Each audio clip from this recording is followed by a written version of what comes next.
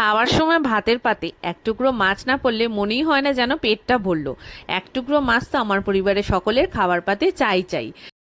প্রত্যেক দিন তো বাজারে গিয়ে ওঠা সম্ভব হয় না, তাই সপ্তাহে একদিনই ভরপেট বাজার করে নিয়ে আসা হয় আর ফ্রিজে রেখে দেওয়া হয়। সেটাই সারা সপ্তাহ ধরে অল্প অল্প করে খাওয়া হয়।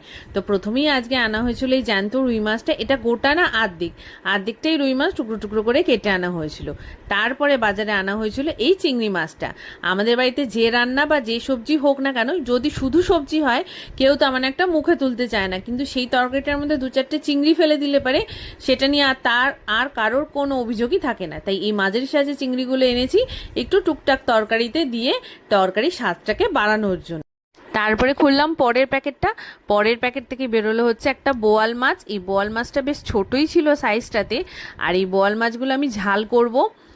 বেশ ভালো লাগে বোয়াল মাছের ঝাল। আদা পেঁয়াজ রসুন আর একটু টমেটো ধনেপাতা ছিটিয়ে দিলে পারে খুব সুন্দর হয় এই বোয়াল মাছের ঝালটা।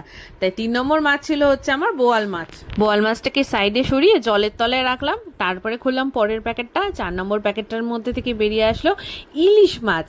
বর্ষাকালে বাজারে যাওয়া হবে আর ইলিশ মাছ আনা হবে না, সেটা তো আর হয় না। তাই আনা হয়েছে সেই ইলিশ মাছ। মাছটা সাইজে একটু ছোট হলো, কিন্তু এটা কাঁচা ইলিশ। এই পুরো মাছ বাজারটা আমার সারা সপ্তাহের জন্য থাকবে তোলা ফ্রিজে।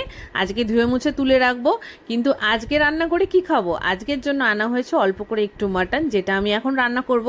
আর আজকে দুপুরবেলা হবে মাটনের ঝোল আর সাদা ভাত। তা কেমন লাগছে আমার ভিডিওগুলো?